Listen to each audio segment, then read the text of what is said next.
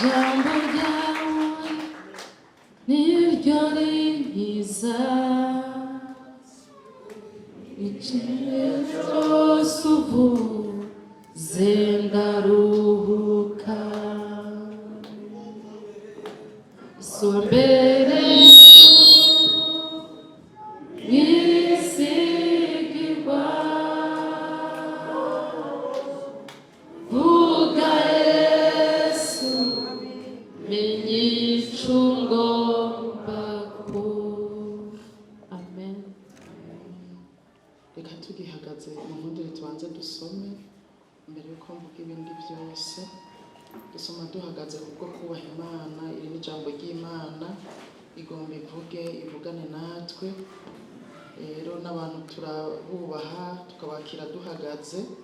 Reka twakire n'ijambo ryayo duhagaze. Turasoma mu butumwa bwiza bwanditswe na Yohana igice cya 16. Turasoma duhereye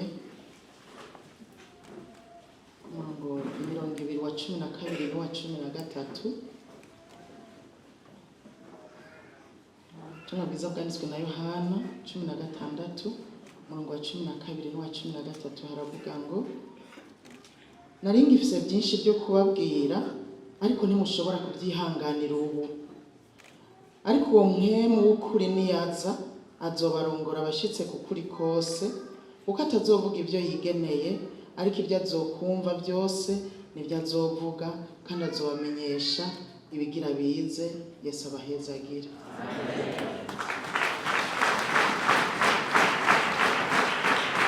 Kaze mukatubyicara.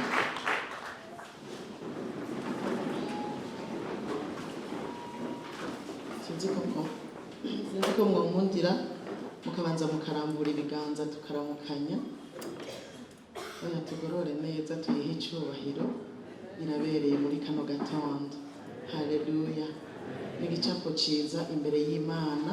Tuba turiko turanayibwira tuti Imana turagushima ko amaboko yacu akiri mazima. Kandi kuduza uri kuratanga n'imihoho ngo ntaba ari jewe, ariko izina ryawe rihabwa icyubahiro. Rero kino gitondo ntaba ari jewe, ntaba ari wewe, ariko izina ry'Imana yacu rihabwa icyubahiro.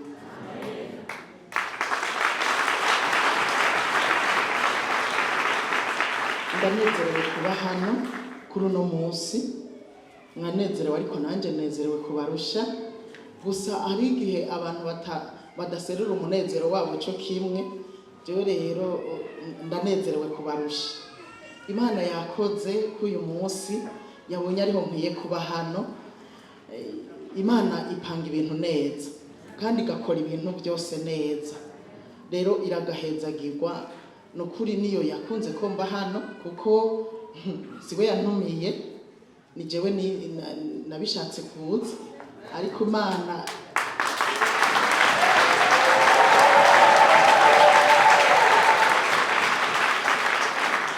nari numva namaze kubipanga ko nzoza, hanyuma ariko arambwira turiko turaganira cyane mbwa ntimbiga aho kutantumira witwaje iki.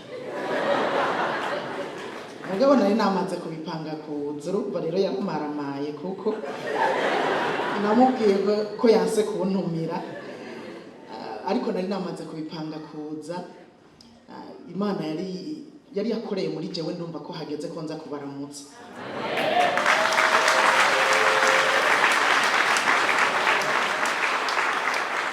Hanyuma ikindi nacyo burya inje muri bomberje jewe mbanje muhira, kuko burya je nabatirijwe muri bomberje.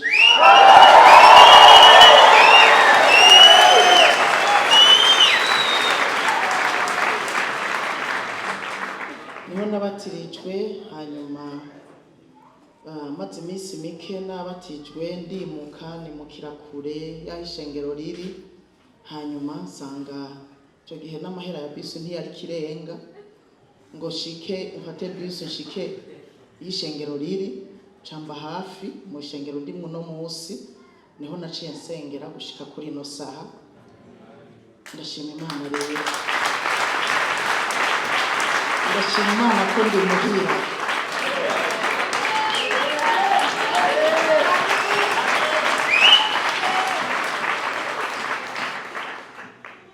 ndabivurije umunsi mukuru mwiza wa Pentecote. Mpwemu yera araryoshe, Mpwemu yera ndamukunda. Nagomba tuganira aka kanya ukuntu Mpwemu yera dukuza, ukuntu Mpwemu yera tuma dukura.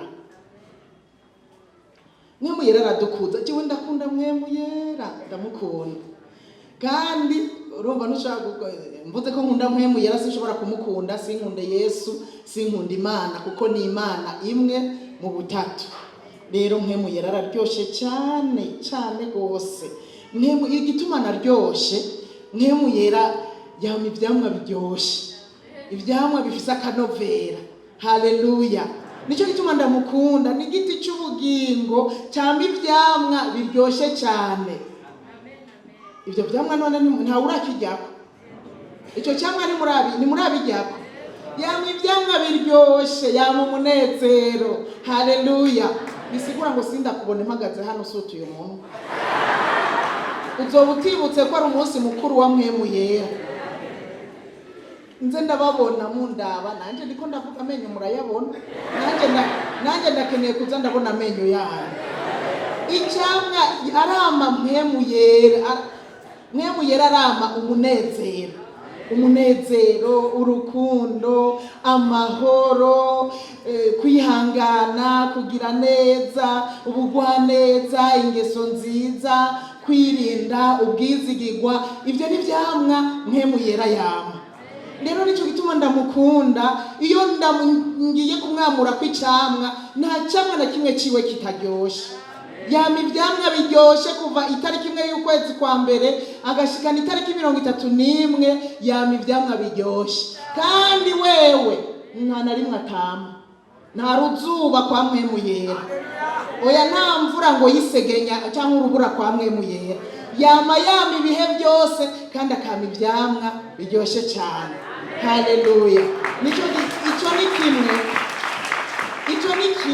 kimwe mu bintu mandamukunda. Ibintu mandamukunda ni byinshi cyane, ariko ico ni kimwe mu bintu mandamukunda. Ikindi kigira kabiri kintu mandamukunda cyane, Mpwemu yera yaraduhaye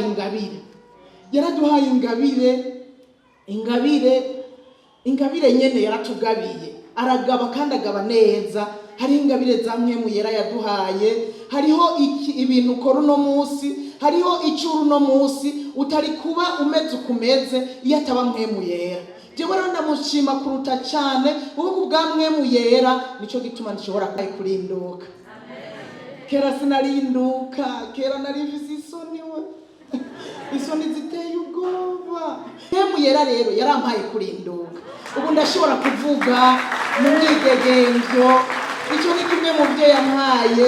Mpwemu yera aratanga ingabire y'ubwenge, aratanga ingabire yo kwizera, ingabire yo gukora ibitangaza, ingabire yo gukiza abagwaye, ingabire urazizi hahandi mu cete Paulo yandikiye abikora no mu gice cya 12. Aratanga ingabire.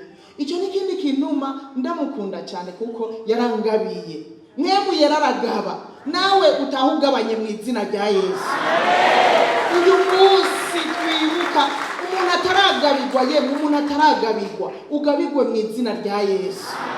Kuko Mpwemu yera na n'uyu munsi abandanya kugaba ababatijwe, mugabane mu izina rya Yesu.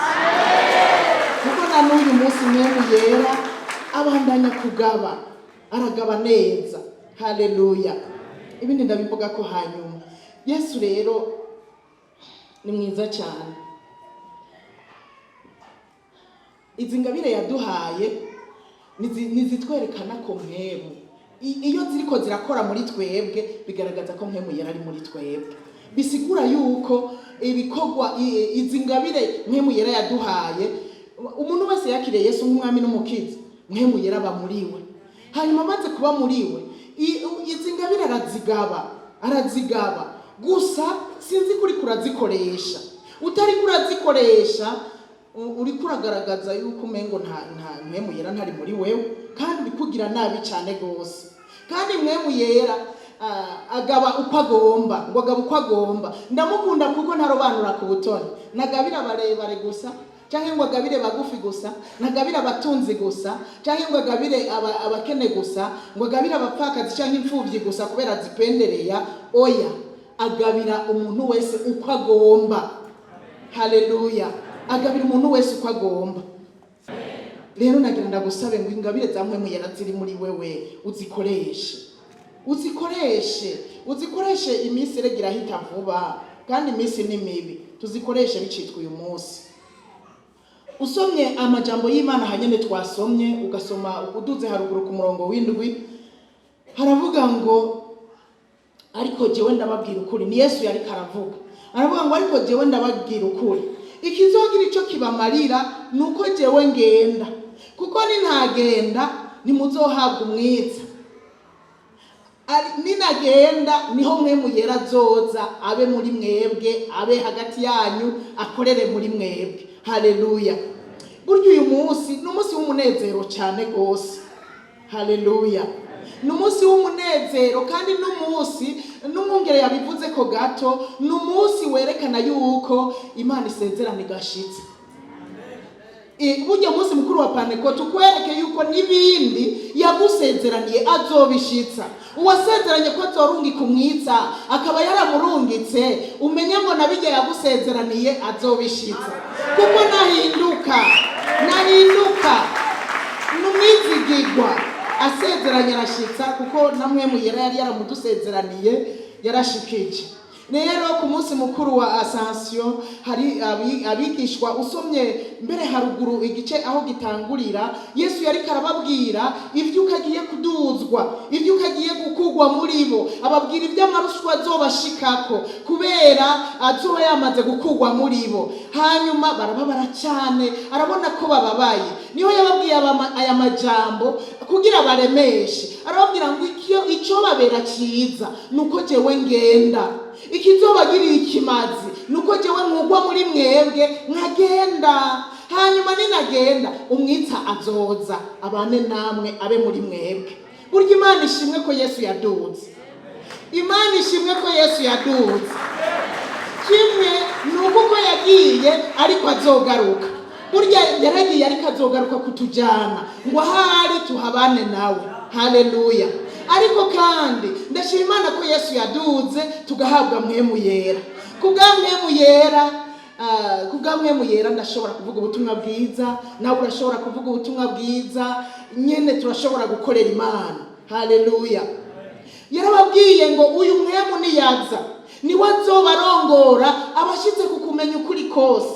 Kandi yaravuze ngo uyu Mpwemu niwe azobemeza ivy'icyaha. Burya Mpwemu Yera Yesu ntiyari gukwira ahantu hose. Burya arakabona agiye, kumbure byari guherera hari Yerusalemu, hariya mu Bisirayeli, kugira azokwiremo azoshike mu Bufaransa, nanzi ngo ni hafi ya Israeli, azoshike mu Bubirigi, azoze ashike muri Afrika, ati ndashike muri ka Burundi bwacu bwiza, gato mugabo keza. Haleluya. Kugira Yesu azoshike hano, jewe sinibaza ko n'ubutwari kuba turashikiye kugira ngo atubwire ubutumwa bwiza. Ariko rero haleluya, amaze kugenda yarungitse Mpwemu Yera. Haleluya. Nkuko yari yarabisezeranye, Mpwemu Yera araza, data aramuturungikira, aba muri twebwe. Hanyuma ubu Yesu ari hagati muri twebwe biciye muri Mpwemu Yera. Ubutumwa bwiza buravugwa kubw'ubushobozi bwa Mpwemu Yera. Murabizi za ntumwa hamwe mu cyumba cyo hejuru ari bahari, nibyo barashishikaye gusenga, ariko basha mugabo ntibari baremye cyane, ntimwibaze, ntibari baremye gose. Kandi nibuke yuko batari bazi umunsi n'isaha, kuko niyababwiye ngo azoza inyuma y'iminsi 10, niyababwiye ngo azoza inyuma y'iminsi ngaha, yababwiye ati mwebwe genda gusa mu cyumba cyo hejuru, mugumeho, nimuveho ngo mujye kuyerera mu gisagara hirya no hino, mugumeho mu cyumba cyo hejuru i Yerusalemu. Hanyuma murindire ubushobozi, muzohabwa ubushobozi Mpwemu Yera niyabazako. Ico cyasezeranywe n'icyabazako, uwo Mpwemu Yera niyabazako muzohabwa ubushobozi. Haleluya. acarabongera akarababwira ngo muzoca mubi byabona byo kuwushingira intahe i Yerusalemu, i Yudaya, i Samariya, mbere ngo gushika ku mpera z'isi no mu Burundi harimwo. Haleluya. N'ingozi turimwo. Haleluya. Byarabaye ntibyabaye. Ibi turimwo n'ivyamwa by'ibyo Yesu yasize avuze. Haleluya. Yesu ni yari gukwira hose. Rero dushima Imana ko Yesu yaduze. Nibyo intumwa zari zibabaye kandi rega intumwa zikiri kumwe na Yesu bari abantu bakurikira gusa, agakiza abagwaye bakarorera, akagaburira abashonje barorera nabo bakaryako, agasenda abadayimoni barorera. Ifyeri gusa byari muri bo kubera yari umugabo agendana nabo. Uraza ugendana n'umuntu ashoboye, we numva kugira ifyeri. Uraza ugendana n'umuntu bubaha batinya. Yesu murabizi hari aho yagera bakamutinya. Haleluya.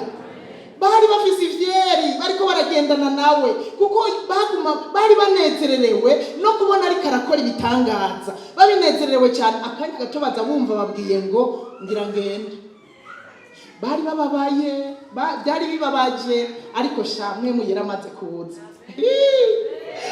Umubabaro bari bafise urahera, ahubwo buzura ubushobozi. Petero acaratangura bimwe by'uko yamwihakanye biba biraheze. Acaratangura yuzura ubushobozi, atangura kubwira n'abafarisayo n'abasadukayo, nimwebwe mwamubambye. Wa mugabo arabivuga arabidondagura, sibyo nshaka kudondagura, arabemeza. Yarabemeje gushika aho bamubaza bati none tugire gute, none natwe tugire gute? Aravuga ati nimwihane ibyaha byanyu bihanagurwe. Haleluya. Barihana. Baguma bongerwa ngo benshi baguma bakizwa. Ishengero riba riravutse ishengero. Haleluya. Kubw'ubushobozi bwa Mpwemu Yera. Uyu ni umunsi mukuru w'ishengero ubasha. Muze tunezerwe duhimbazwe. Uyu ni umunsi mukuru w'ishengero. Ni ishengero ryapfutse. Mpwemu Yera amaze gutanga ubushobozi bumaze kuba mu ntumwa. Haleluya.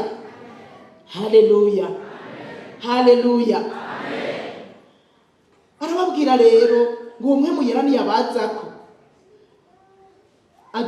uwo Mpwemu Yera igikorwa azoba afise ni ukwemeza abantu iby'icyaha. Ubu Mpwemu Yera burya sinzi kuravyumva muri wewe. Iyo ukoze icyaha uramaze kubyumva. Iyo ukoze icyaha ukabura amahoro, niwaba ukibura amahoro burya umuntu burya niwaba ukibura amahoro uracarimwo. Nurahohoshwa gose ukibura amahoro. Burya uyabuzwa na Mpwemu Yera. Aba ariko arakwemeza akakubwira ati yamara ivyo bintu wakoze sivyo, kandi ndagusaba ikintu, ntuzobabaze Mpwemu Yera.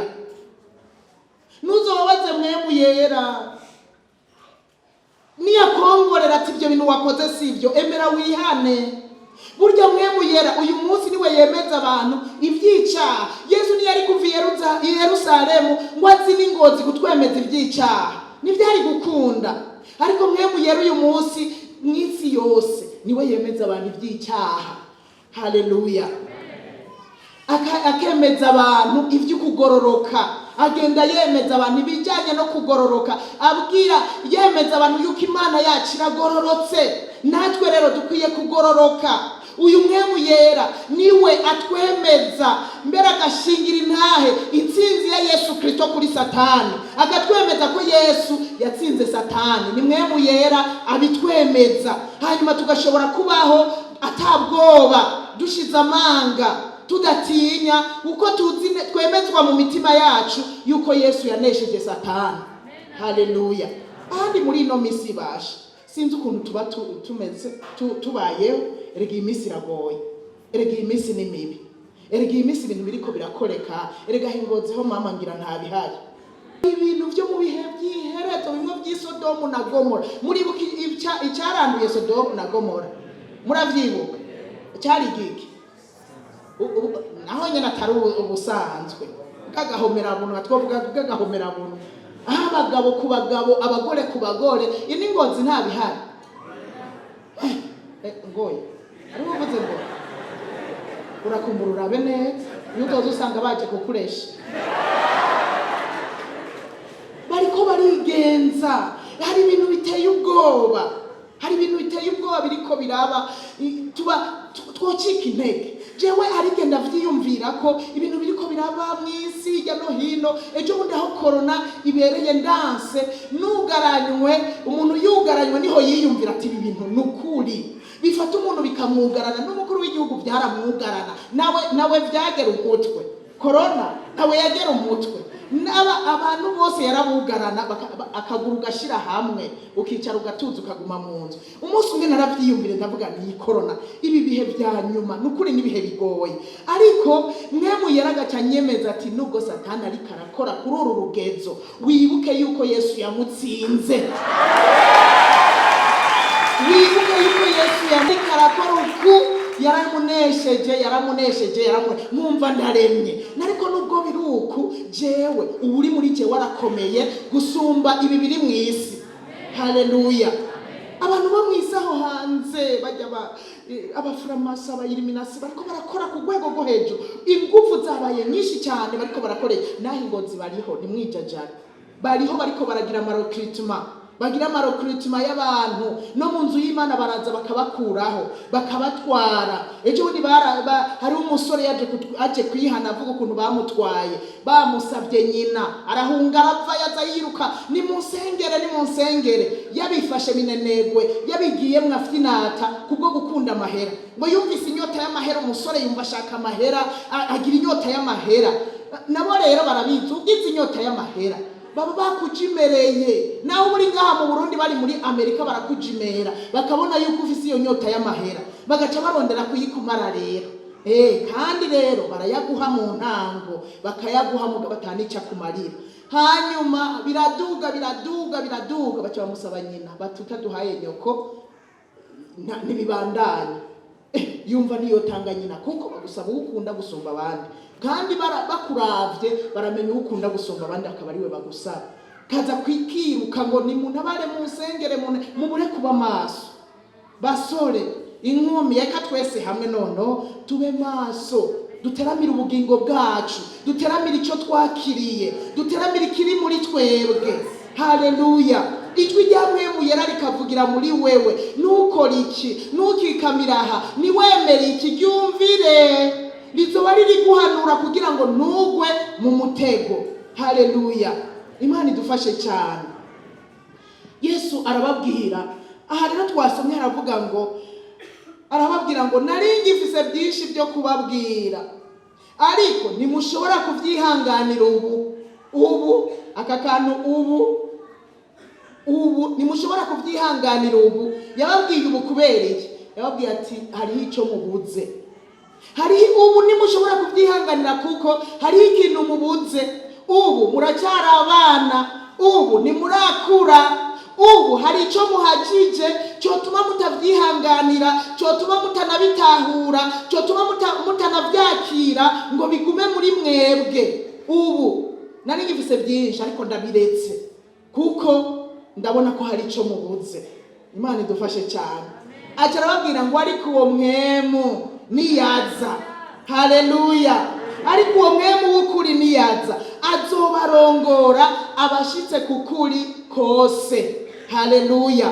Abamenyesha ukuri kose, abamenyesha n'ibinyegejwe vyikinze vyibwina. Niko Pawulo yandikiye abikorino mu gice cya 2, vyibwina abibamenyesha, kandi ico gihe muzoshobora kuvyihanganira. Haleluya. Pawulo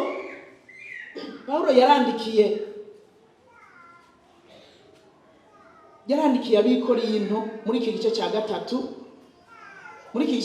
umurongo wa 1, arababwira ngo kubwanje sinashoboye kubabwira nk'ab'impwemu, ariko nababwiye nk'abaganzwa na kameremere k'imibiri yabo, nk'abana b'inzoya muri Kristo.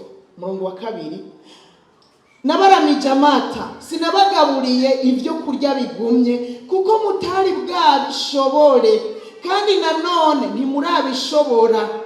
Umurongo wa 3 turavuga ngo kuko mu kiganzwa n'ibya kameremere. Mwumvise impamvu batarabishobora? Haleluya. Mwumvise impamvu batarabishobora? Igituma icyo Pawulo yavuze impamvu batarabishobora, igituma atashobora kubabwira nk'ab'impwemu, igituma atashoboye kubagaburira ibyo kurya bigumye, aravuga ngo kuko mu kiganzwa n'ibya kameremere kanyu, ko muri mwebwe hari ishari no gutongana, nimuganzwa navyo, nimugenda nk'abantu. N'ibindi yababwiye munsi yaciye ababwira iby'amacakubiri barimo. Bamwe bavuga ngo ndi wa Pawulo, abandi ndi wa Kefa. Iyo amacakubiri abyutse mu ishengero, umwe avuga ndi wa naka, uwundi ndi wa naka, uwundi ndi wa naka. Pawulo yarabajinjibuye, arababwira ngo jewe nababambiwe sangapi, Kefa yababambiwe sangapi, Apolo yababambiwe ryari. Mwari mukwiye kuba ba Kristo kuko niwe yababambiwe.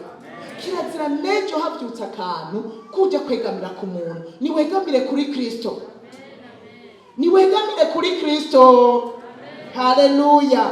Hanyuma Kristo azokurongora guhagarara mukuri, namwe muyera wakiri azokurongora guhagarara mukuri. Haleluya. Pawulo rero arabwira aba bantu bikorera ngo sinashoboye kubabwira nk'abantu b'impwemu, sinashoboye kubabwira nk'abantu b'impwemu, ariko nababwiye nk'abantu baganzwa na kameremere, nk'abana b'inzoya, abana b'inzoya.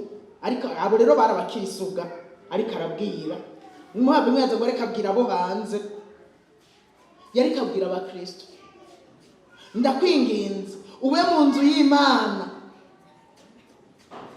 wemere mpwemu yera kuganze, emerera mpwemu yera kuganze, emerera mpwemu yera kurongore, kuko natakurongora ntuzokura.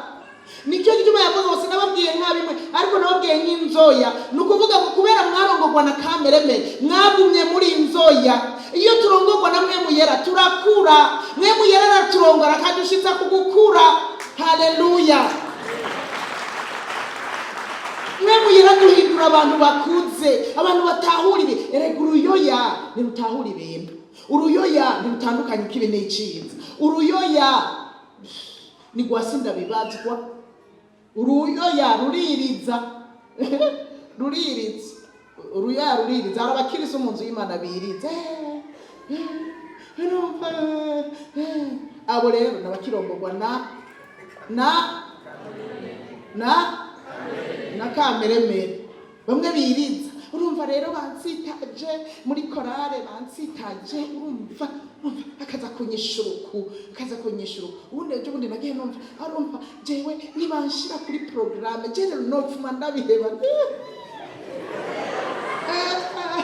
Nindabigihe umukristo arongorwa na mpwemu yera, cyacamwa cyo kwihangana kiba muri we, arihangana agashitsa kwiherezo.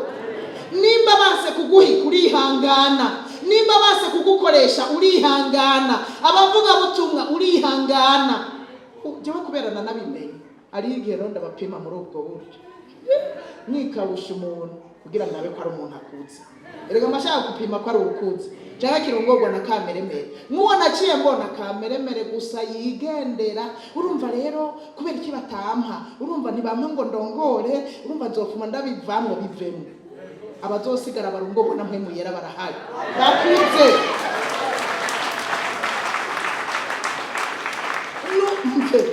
Urabapima kugira urabe ko barongorwa na kameremere cyangwa barongorwa na mpwemu, kugira urabe ko bakiri inzoya.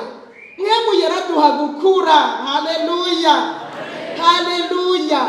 Mpwemu yera duha gukura tukaba abantu bakuze.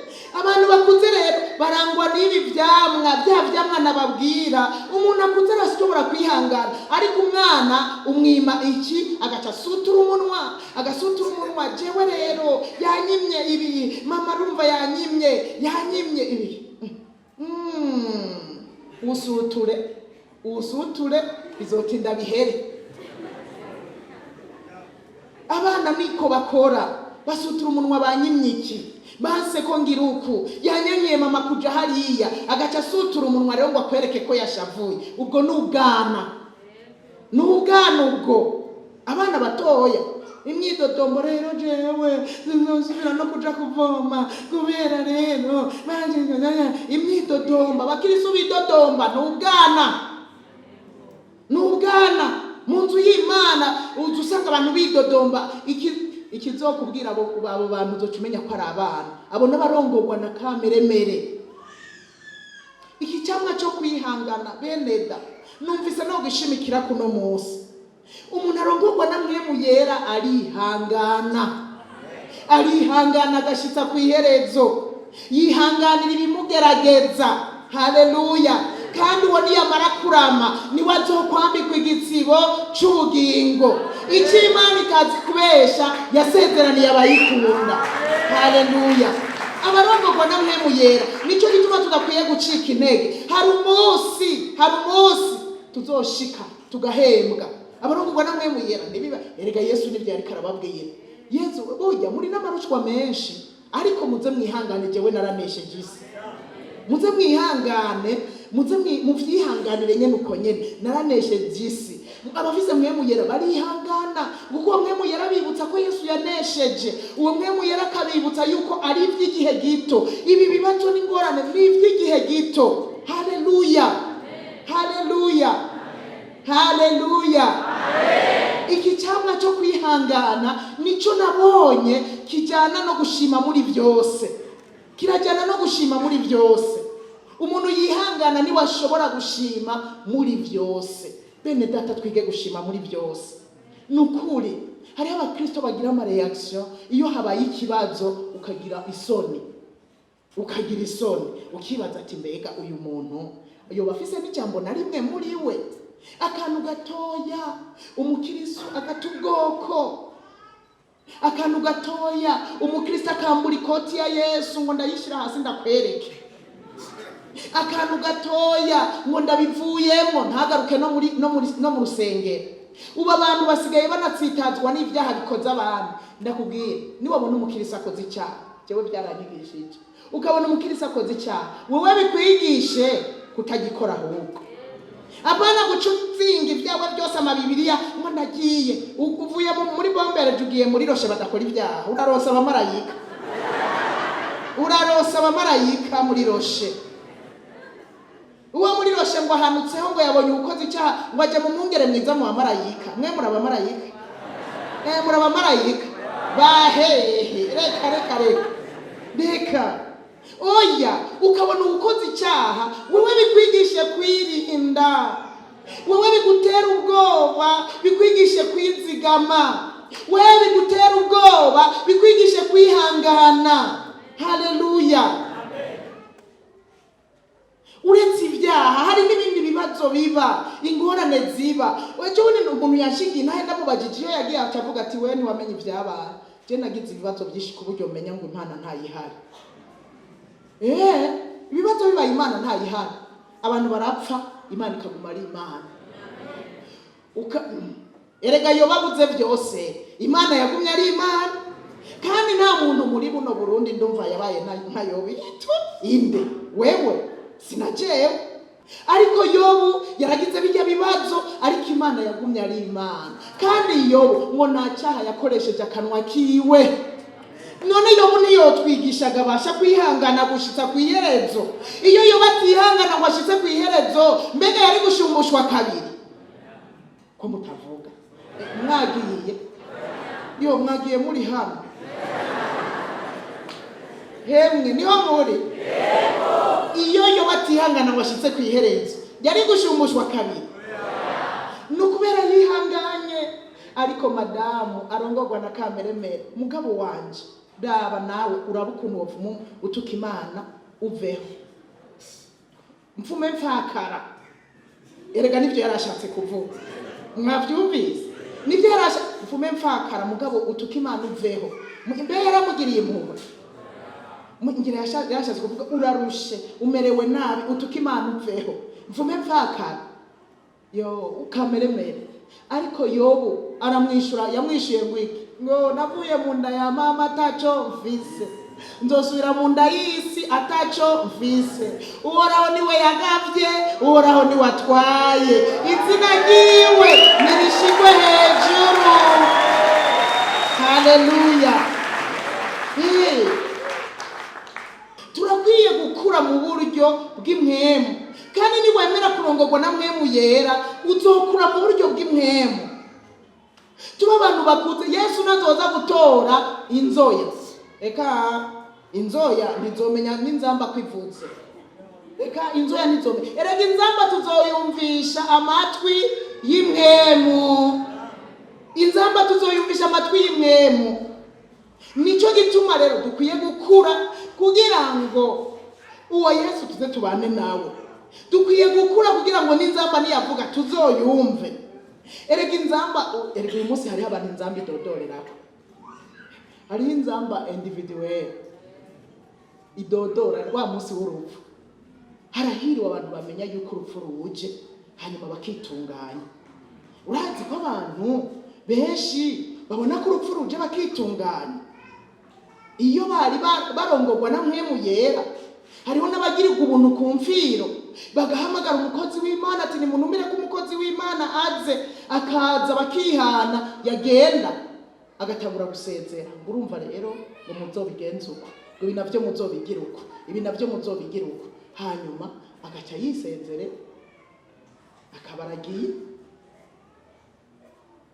Rero mu kurindira ko iyo nzamba ivuga, ariko abarongorwa na mpwemu yera baramenya no mu rupfu, baramenya yuko hageze. Hanyuma uwo mpwemu yera akabarongora gushika no mu rupfu, bagasozera neza.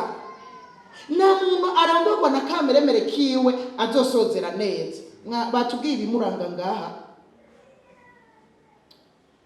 ngo kuko muganzwa n'ivy'akameremere kanyu, ngo ko muri mwebwe hari ishari, hari ugutongana, hari ishavu, hari ukwidodomba n'ibindi n'ibindi. Abarongorwa na kameremere usanga ishavu, akantu gatoya umuntu yashavuye, akantu gatoya yidodombye, akantu gatoya yabivuyemo, akantu gatoya. Abo n'abarongorwa na kameremere. Ariko abarongorwa na mpwemu yera naba bihangana, naba no mu bihe bagiriwe nabi bagumana ubugwaneza, naba bagumana ingeso nziza naho ibihe vyoba bigoye. Hemwe imisi ni mibi, ariko mugumana ingeso nziza. Abarongorwa na mpwemu yera baratahura ngo imisi ni mibi bakagumana ingeso nziza.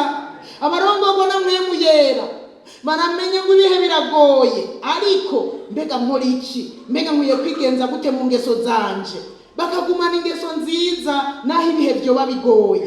Haleluya. Ega nacu tuzosigura ngo erega mu bihe twarimwo ngo byari bigoye, sico kimwe n'ibihe bariya batwitangiye imbere. Eka abo mu gihe cya Nowa, none Nowa ntazobatsindisha. Eka na n'uyu munsi Nowa azodutsindisha. Abantu ngo barononekaye ku munsi, si bose bononekaye, si bose, ariko mu gihe cya Nowa bose barindisha, kuko wewe ngo Imana yaramushimye nubwo abantu bose bari baramerewe nabi. Haleluya. Haleluya. Rero abantu barongorwa na mpwemu yera barakura, hanyuma bakagira ingeso nziza, bakama ibi vyamwa vya mpwemu yera. Haleluya. Mpwemu yera twahawe n'ubushobozi. Reka abatubona babone ko twakiriye ikintu c'ubushobozi. Urazi kugenda aho hanze tugasana babandi, urazi kugenda aho hanze tugasa nkaho umengo nta c'ubushobozi kiri muri twebwe. Reka twibuke tuvuge amajambo aherekereshwa n'ubushobozi. Nk'abantu bakuze, umwana aradedemba, umwana ntabazi ibyo avuga, ariko abakuze barongorwa na mpwemu yera dutegerezwa kuvuga amajambo arimo ubushobozi. Dutegerezwa kuvuga amajambo ahindura ibintu, amajambo ahindura abantu arimo ubushobozi. Haleluya.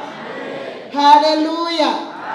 Ongera uduze ibiganza duha Imana icubahiro, twongera tuyibwire ngo Mana warakoze kuduha mpwemu yera. Mana warakoze kuduha mpwemu yera. Mana warakoze kuduha mpwemu yera. Usomye mu cete cya mbere Paulo yandikiye Abikorinto muri iki gice cya kabiri, haravuga ukuntu Pawulo yari n'imvugo ati sinize by'ikirenga ariko kameme kubera Mpwemu yera amajambo yanje ntagenda uko. Igice cya 2 umurongo wa 4 haravuga ngo imvugo yanje no kwigisha kwanje ntibyari nk'amajambo y'ubwenge yo kwemeza abantu, ariko byaserukamwe Mpwemu n'ubushobozi. Haleluya. Naho nize, naho ntaronse umwanya wo kwiga, amajambo yanje yaserukamwe Mpwemu n'ubushobozi. Haleluya. Oya vrema nimuvuge ngo amen. Amen. Haleluya. Amen. Tanumva ko ariho muri. Nagira ndakuremesha. Nari nabivuze ngo kwatarobanura ku butoni. Uwo Mpwemu yinjira mu muntu wese ataravyuyize. Kandi kubera ari ubushobozi, Mpwemu yera n'ubushobozi. Bisigura ngo naho wowe utize, naho wowe uri nyokuru, uwuri wese naho wowe uri sokuru, uvuze amajambo aherekezwa na Mpwemu n'ubushobozi. Igikomeye nuko uburongorwa na Mpwemu yera. Amen. Haleluya. Urongorwa na Mpwemu yera, amajambo aherekezwa n'ubushobozi. Aherekezwa n'ubushobozi. Nico gituma abantu bazi yuko barongorwa na Mpwemu yera, uvuze umenye ngo uzovuga yapimye. Ntihagire uzovuma kuko azovumika. Amajambo aherekezwa n'ubushobozi. Muribuka Eliya apfumye babana, babubwira ngo busabwe uruhara. Abavumye gusa hindukiye arabavuma. Yo ibikoko byaciye bibagira, byabariye mu mwanya mutoya. Rero turongorwa na Mpwemu yera, amajambo tumenya ngo aherekezwa n'ubushobozi. Tuvuge ijambo ryose rifasha uryumva, ariko iridafasha uryumva turireke kuko rirashobora no kumugirira nabi. Haleluya. Haleluya. Umurongo wa 5 uravuga ngo kugira ngo kwizera kwanyu niguhagarare mu bwenge bw'abantu. Imana ituma iha ubushobozi umuntu wese, yaba uwize yaba utize, kugira ngo kwizera kwanyu niguhagarare mu bwenge bw'abantu, ariko guhagarare mu bushobozi bw'Imana. Haleluya. Abarongorwa na Mpwemu yera, ubushobozi bwabo buhagarara, ukwizera kwabo guhagarara mu bushobozi bw'Imana. Haleluya. Haleluya. Amen. Ukwizera kwabo guhagarara mu bushobozi bw'Imana. Amen.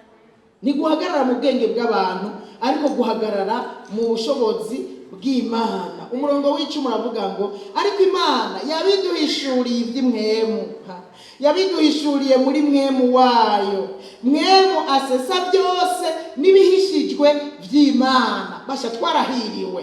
Vuga ngo twarahiriwe. Umuntu afise Mpwemu yaraduze ikiganza avuge ngo narahiriwe. Narahiriwe. Ariko kuvuga ngo warahiriwe, urasesa ibihishijwe, urasesa ibihishijwe by'Imana. Basha ntitwiyanjanjweko. Burya Mpwemu yera ari muri twebwe, n'ubutuma dusesa ibihishijwe by'Imana. Hamwe twahera gusoma havuze ngo azoduhishurira n'ibigira bize. Eriko Mpwemu yera ni waduhishurira n'ibigira bibeho. Tweho nitwahawe Mpwemu w'iyisi, niko Pawulo yabandikiye kuri umurongo wa 12. Ariko tweho nitwahawe Mpwemu w'iyisi, ariko twahawe Mpwemu ava ku Mana, kugira ngo tumenye ivy'Imana yatugabiye bene da. Hari ivy'Imana yatugabiye. Haleluya. Hari ivy'Imana yatugabiye, tubimenyeshwa na Mpwemu yera. Hari uburenganzira bwacu dufise mu Mana, tubumenyeshwa na Mpwemu yera. Burya hariho uburenganzira ufise, nanje hariho uburenganzira mfise. Haleluya. Nk'ubu ndafise uburenganzira bwo gusaba Imana mu izina rya Yesu, hanyuma nkabihabwa. Ndafise uburenganzira bwo gusengera umugwayi agakira, kuko n'ingabire nahawe na Mpwemu yera. Icobi byo tukabifata tukabigumya, tukamenya ngo iyo n'ingabire Mpwemu yera yaduhaye itegerezwa gukora muri twebwe. Kandi ntiyavuze ngo ni kubungere gusa. Nico gituma usanze umugwayi udakwiye kuza wiruka guhamagara umwungere. nawe urashobora kumusengera imbere y'uko uhamagara umwungere. Haleluya, haleluya. Turafise ububasha. Ibyo ni Mpwemu Yera atwibutsa uburenganzira dufise twahawe biciwe no mu ngabire yaduhaye. Buri muri twebwe ubwenge, erega yaraduhaye ingabire y'ubwenge. Burya nico gituma kandi ngubukenye yumva ko bukenye muri we, Bibiliya iratwemerera kubusaba. Ubukenye ngo abusaba Imana amenya ngo narabuhawe. Niyo ugiye gusaba kirazira kusaba nk'ibintu uri kurimba hariya musekaye. Tubihabwa muri Mpwemu Yera, ni ingabire ya Mpwemu Yera. Usaba ubwenge vuga ngo Mpwemu Yera jewe warampaye ubwenge, ndasabye bwaguke bumurikigwe bukore bundongore muri ibi, mpabwe ijambo ry'ubwenge, mpabwe ijambo ryo kumenya, kuko ni ingabire waduhaye. Nibyo tuba dukwiye kwishyuza n'uburenganzira bwacu. Haleluya, n'uburenganzira bwacu. Ibyo tubimenye. Impwemu twahawe si nk'iyabisi, oyaye. Impwemu w'ukuri adutakisha ngo aba, no kuvuga ngo data. Yesu nashimwe. 14 haravuga ngo ariko umuntu afise umubiri n'ubwenge gusa niyemera ibya Mpwemu w'Imana abasha. Umuntu afise ni hahandi usanga bariko barapinga, abantu bariko barapinga, ugasanga bariko barapinga ivyo ngurumva ngo ariko nkaha hajya bijya wari kurigirisha gutondeka abantu. Hariho nk'umuntu akirongorwa na kamere mere yavuga ati pastor wacu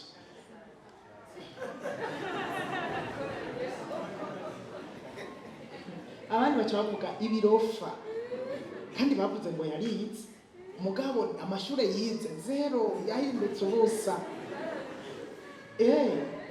Barabivuga.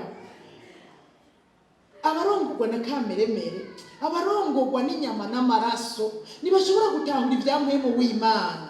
Ariko twebwe, haleluya, twebwe tubitahura, turamenya ngo no muri iki naco Imana iri kiravuga. Ni Mpwemu Yera akaturongora mu bintu womengo n'ubusazi, ariko Imana ikabiri kiravuga, Imana ikabiri kirahishura amabanga. Haleluya.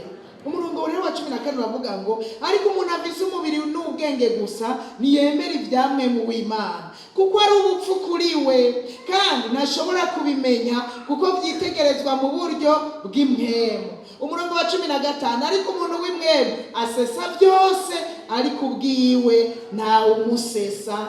Imana ibahezagira.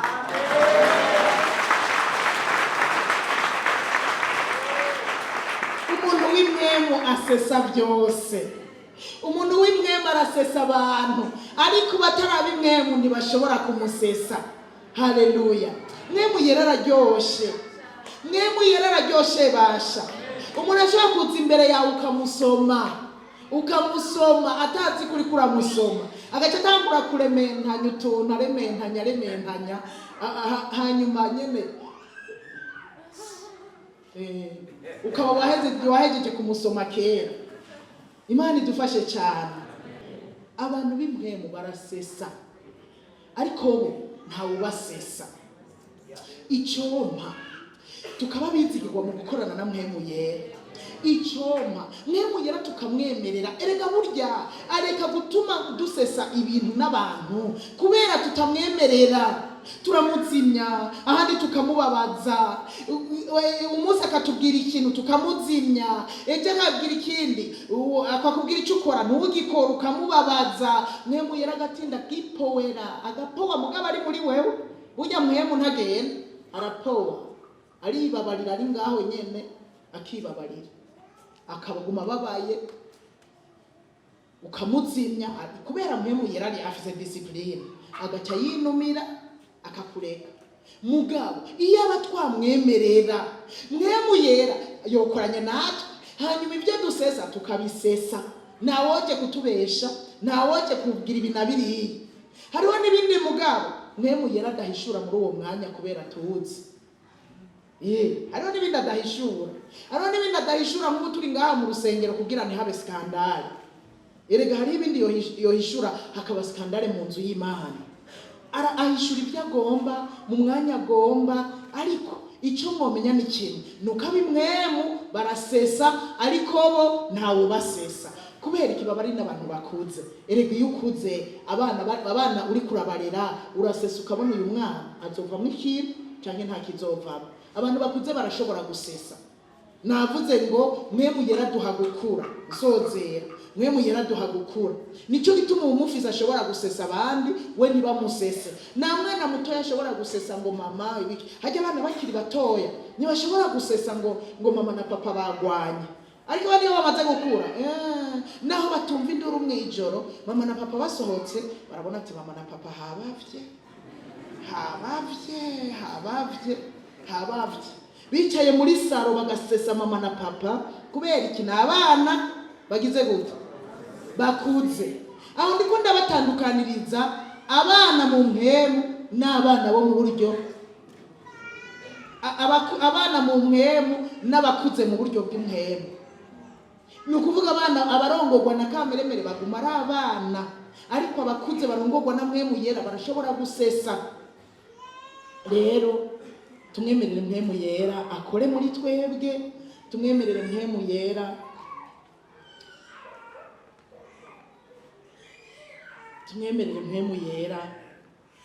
agira ikibanza muri twebwe.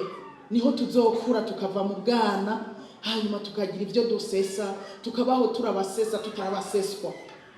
Urazi kuba witwa uwuzuye uwakiriye Yesu ari mu Mpwemu yera bakagusesa bakaguheza. Ariko dukwiye kuba abasesa abandi kandi tukamenya nibigira bize basha. Uwo Mpwemu aduhishurira nibigira bize nibigira bibeho. Kubw'ivyo rero ndabinginga cyane tureke Mpwemu yera tumuha ikibanza. Uyu munsi mukuru wa Pentecote jewe na wise umunsi mukuru wo kureka twirekure dukure mu buryo bw'Impwemu. Tureke Mpwemu yera dukuze kandi tumuhaye ikibanza agakora muri twebwe duhinduka abantu bakuze. Haleluya, duhinduka abantu bakuze. Reka rero tumuhe ikibanza, ntuzosubire kumuzimya, ntuzosubire kumubabaza. Akongoreye icureka kireke, akongoreye icukora gikore. Kubwa Mpwemu yera erega tumufise ni kuneza yacu. Kubwa Mpwemu yera turatahura ijambo ry'Imana. Yari yarabemereye ngo uwo Mpwemu niyaza azobigisha ibyo atatwigishije. Ariko kandi abibutse n'ibyo nababwiye.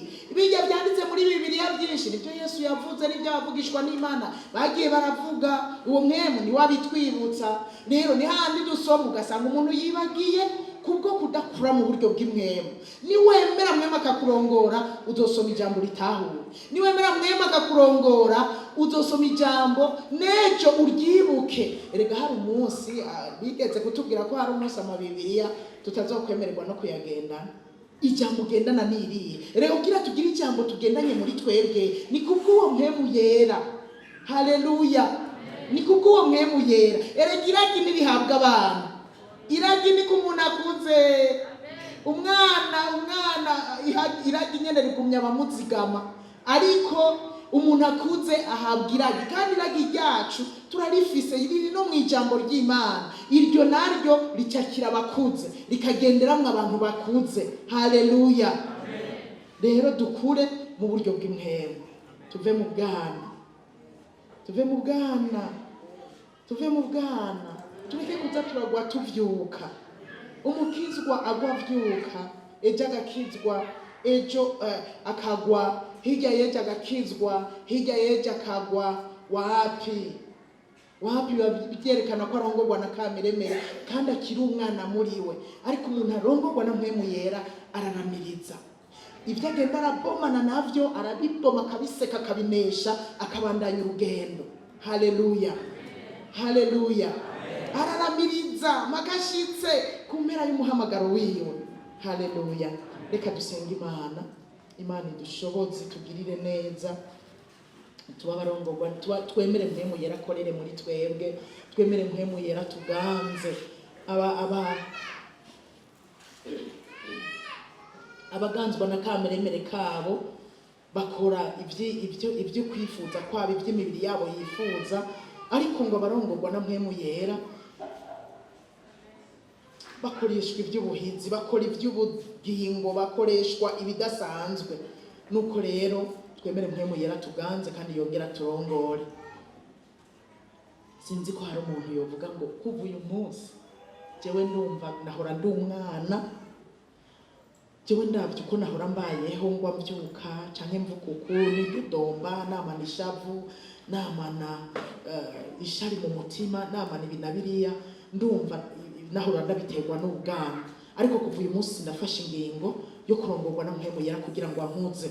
Uwo muntu nimba hari ave hasi kugira ngo dusengane Imana.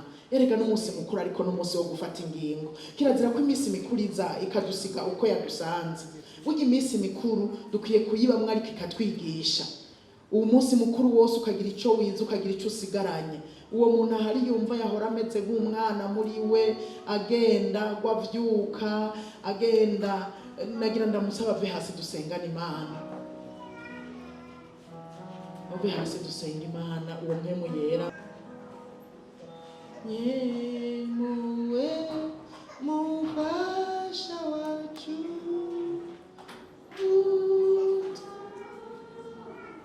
umuriza uturongoro twengenga mumahanga tuji wacu, abarushu bakomeze isijwi ryawe rihamagara ngwino kurije umurikire. Ndashaka kuvuga aka kajambo kavuga ngo Mpwemu Yera burya muri aya mahanga niwe aturongora, kandi aturongora twengenga atujyana iwacu. Iwacu ni mwijuru, niho twiteze ko umukiza wacu azova. Nagomba ngo dusengane Imana na wewe ufata ingingo mu mutima wawe. Burya ubuzima bugizwe no gufata ingingo. Ufata ingingo uvuge ngo guhera uyu munsi ndemeye kurongorwa na Mpwemu Yera, ngiye kurongorwa na Mpwemu Yera. Ntuze wemere ko kameremere kakurongora.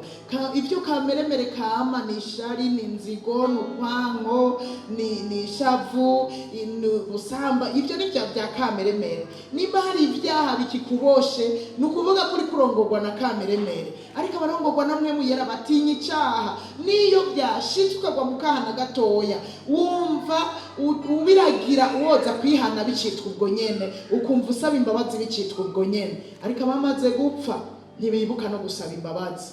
Reka rero dusengane Imana na wewe wavuye hasi. Ndakwinginze uduze ikiganza cyawe cy'uburyo, duze ikiganza cyawe cy'uburyo, usubiremwo aya majambo uvuge ngo Mwami Yesu.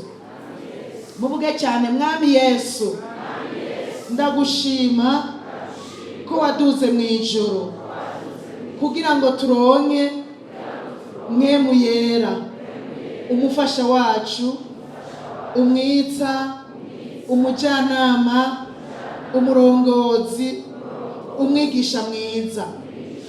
Warakoze Yesu kw'icyo wasezeranye cyatugezeko.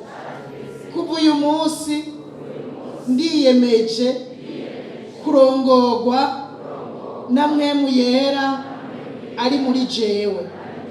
Sinzosubira kumubabaza, sinzosubira no kumuzimya. Mpwemu Yera, urafise amatwi, urumva. Kuva uyu munsi ndaguhaye icicaro. Wamunganza, wamundongora, wamunyigisha, wamungira inama, uturanyitsa. Mpwemu Yera, uturamishurira iby'ibwina by'Imana, uturamenyesha ibigira bibeho. Mpwemu Yera, uturampa gusesa. Guhera uyu munsi nzokumvira, sinzokuzimya, kandi sinzokubabaza. Undongore muri byose.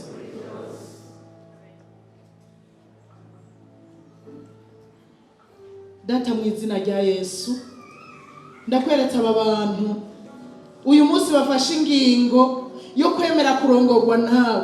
Uyu munsi buguruye imitima yabo, bayugururiye wowe Mpwemu Yera kugira wamubaganza, wamubarongora.